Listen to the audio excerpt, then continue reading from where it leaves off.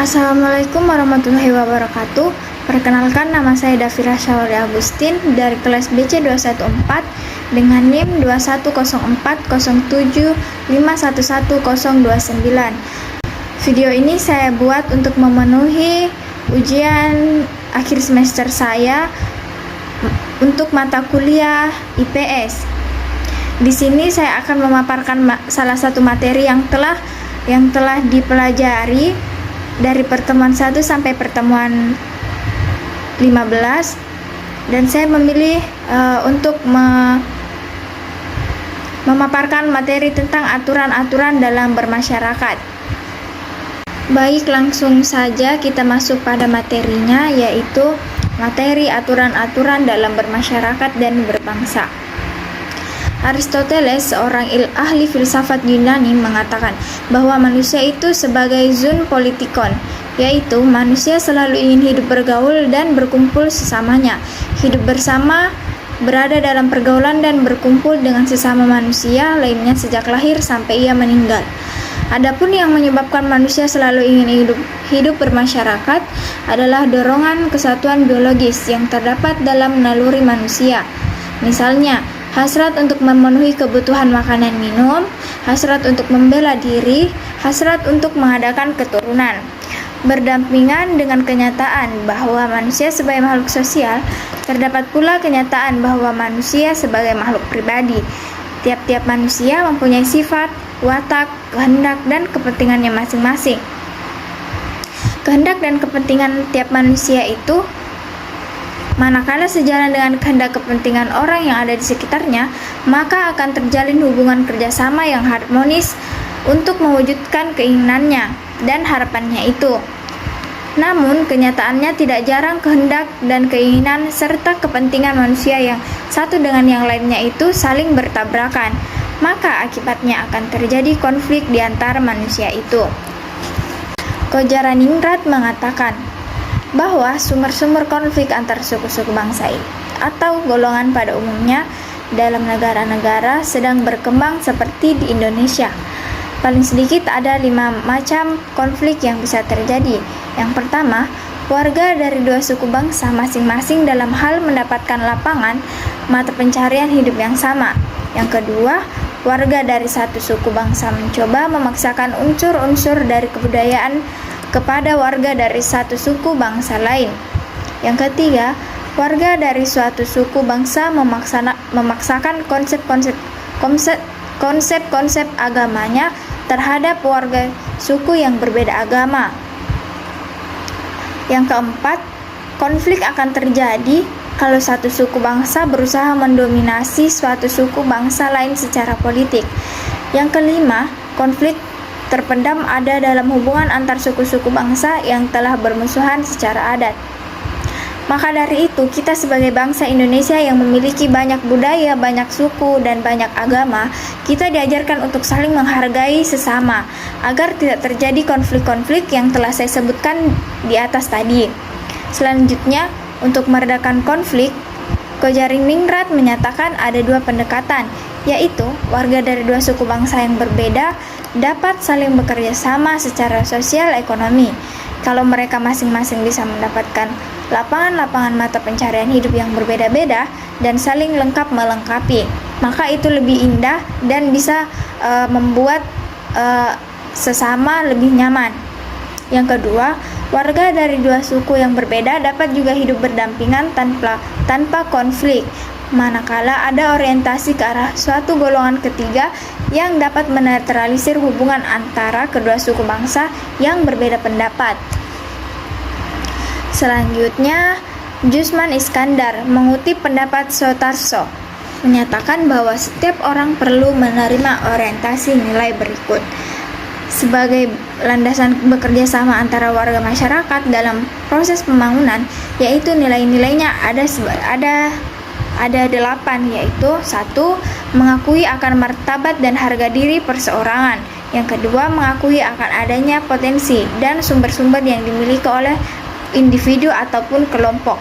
Yang ketiga, mengakui arti pentingnya kebebasan untuk mengutarakan cita-cita dan aspirasi bagi setiap individu. Yang keempat, mengakui akan adanya kemampuan yang besar dalam diri orang untuk tumbuh dan berkembang. Yang kelima, mengakui hak-hak individu untuk memenuhi kebutuhan-kebutuhan dasarnya, seperti sandang, pangan, dan papan. 6. Mengakui akan arti pentingnya perjuangan dan usaha perseorangan untuk memperbaiki taraf kehidupan pribadi dan lingkungan sosialnya.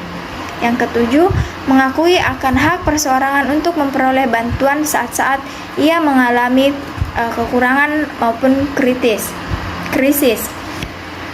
Yang kedelapan, mengakui akan arti pentingnya organisasi sosial sebagai tempat atau media bagi individu untuk dapat mewujudkan tanggung jawabnya dan bersikap tanggap terhadap perasaan-perasaan orang lain. Gangguan atau konflik kepentingan harus dicegah sebab dapat mengganggu keseimbangan tatanan kehidupan bermasyarakat. Keseimbangan tatanan kehidupan masyarakat yang terganggu harus dipulihkan ke keadaan semula. Perlindungan kepentingan tersebut di atas tercapai dengan terciptanya pedoman atau peraturan hidup yang menentukan bagaimana manusia harus bertingkah laku dalam masyarakat agar tidak merugikan orang lain dan dirinya sendiri. Kaidah sosial pada hakikatnya merupakan suatu rumusan pandangan tentang perilaku atau sikap yang seyogianya dilakukan atau tidak dilakukan, yang dilarang dijalankan atau harus dijalankan. Dengan kaidah sosial ini, hendaknya dicegah gangguan-gangguan terhadap kepentingan manusia, agar dapat dihindarkan bentrokan antar kepentingan. Akan diharapkan terlindungi kepentingan-kepentingan manusia. Manusia dapat hidup bermasyarakat karena ia dapat mengendalikan perilakunya. Tanpa pengendalian dan kesadaran untuk membatasi perilakunya yang disesuaikan dengan kehendak umum, maka kehidupan bermasyarakat tidak akan ada.